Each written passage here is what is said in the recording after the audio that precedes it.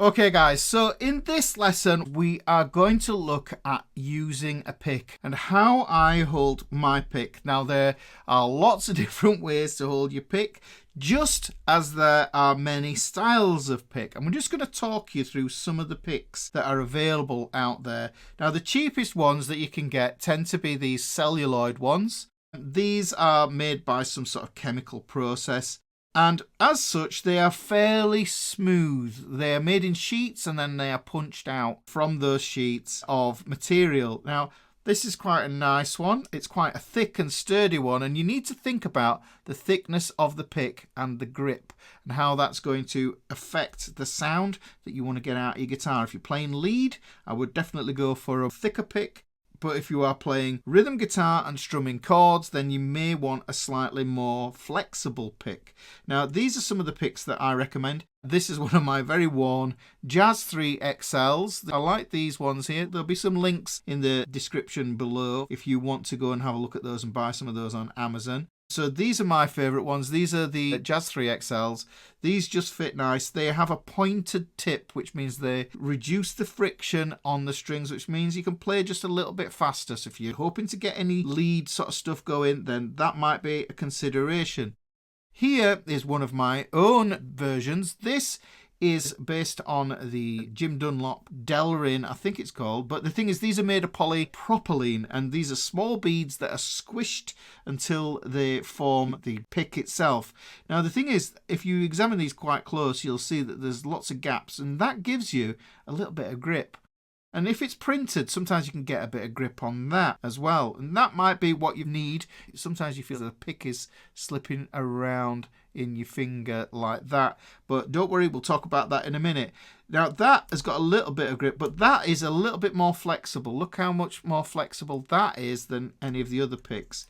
This is a B.B. King pick. This has actually been used by B.B. King as well, which is for one of his recording, B.B. King and Friends in Hollywood. So I'm very lucky to have this one. This is quite a flexible pick, but it's fairly rigid as well. So it's kind of a medium sort of strength. Whereas this one, this is an Yngwie Malmsteen pick, signature one. It's really thick. There's no flexibility on that one at all. You might not like this size of pick, so you can get smaller picks. This is made of the same material as this one, so it's got a little bit more grip on it, natural grip. The print doesn't affect the grip on this one, but it's a little bit smaller. If you've got smaller hands, you might like a smaller pick. If you've got big hands, you might like a smaller pick. You've got to try these out and see which one works for you. But the thing I want to really get into with this is the pick itself can affect the sound that you make. Look at the flexibility of this one. This is a super flexible pick. This is a Jim Dunlop USA nylon. And this has got this embossed. This is injection molded. So this is a different process to this. So that one is cellulose. This one is the polypropylene, and this one is a nylon. So those are the three sort of flavors that you get really, essentially. These are all three from the same sort of camp. These are all similar, but the thickness has changed. Now, this is the thickest pick. This is medium, and then this is the thinnest one. And I'll show you the thickness between these. So this here, it's got that embossed injection molding, so it can put a grip on it there as well. So you've got a bit more grip on there. This one is tougher. This is 0.73. This was a 0.60. And then this one here is a 0.38. Look at the flex on this one here, guys. Yeah, it doesn't take much to get a movement with this one. This is my secret weapon for practicing late at night, this 0.38. If I do this, I can strum quietly. If I'm in the garden and I don't want to disrupt the neighbours too much. If I want to disrupt the neighbours, then I'd use this thick, heavy one, because that's going to produce a lot of sound. But this 0.38 produces less sound, but it does sound scratchy. I saw a video with Brian Sutton who was a really superb bluegrass player that I highly recommend listening to, where he talked about the picks. You use these picks as your EQ, especially on acoustic guitar. So if you're on acoustic guitar, then this is what you want to think about here, guys. These are the styles of picks that we can get.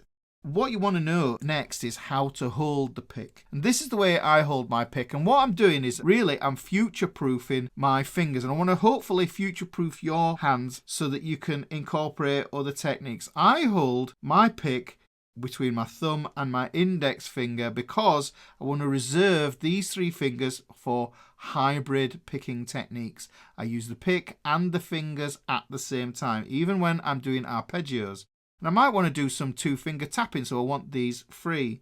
Now, you'll see that some people, like the great Edward Van Halen, hold the pick like this. The reason Eddie did that was because he wanted this first finger free to do his tapping. So that can be a consideration as well. I'm not saying there is any correct or definitive way of holding a pick, but this is the way I found over the years is the best way. Now, the way I think about it is you see how the pick points. It's got the pointy bit. Now, what you want to do is put the pick on the end of your finger on what's called the distal phalanx, or the distal phalange, you can call it that as well. It's the last bit there. So you've got 3 segments to the finger. On the last bit, what I do is I place it on there and I point it the way my finger is pointing. So you can see how that finger's pointing there like that.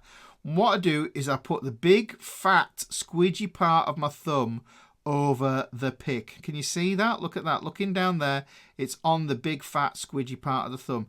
Not on the end of my thumb, because what I don't want to do is I don't want to bring this tension in here. Because if you start putting tension in here, this tension will shift up to your wrist, it will shift up to your shoulder, into your back, into your neck, and then you'll be wondering why you're experiencing pain. It transfers. Trust me on this one, guys, because I've experienced it and had to change how I held the pick. So I hold it like this here, and then you might be able to get a little bit of something called scalpel motion. If you imagine this was a scalpel cutting, you can just move that little bit of movement there. A little bit of flexibility in there. You've got a range of movement in this knuckle here. Now, what we want to avoid is the pick moving up into this area here. I've seen a lot of people hold here like this, and what this does is it brings tension into the hand here. So really for me, that is the optimal way. You should be able to see there's a great big hole between your finger and your thumb.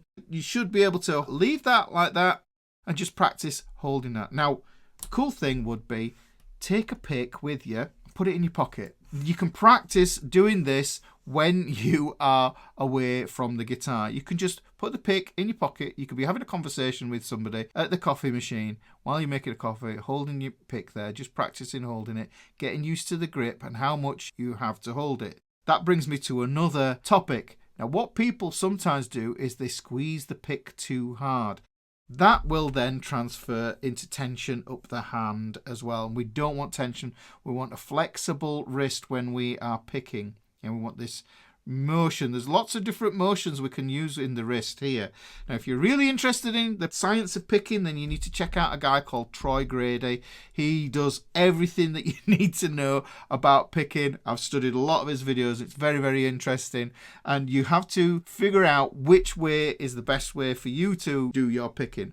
Here's the thing, like I mentioned before about the pick slipping round.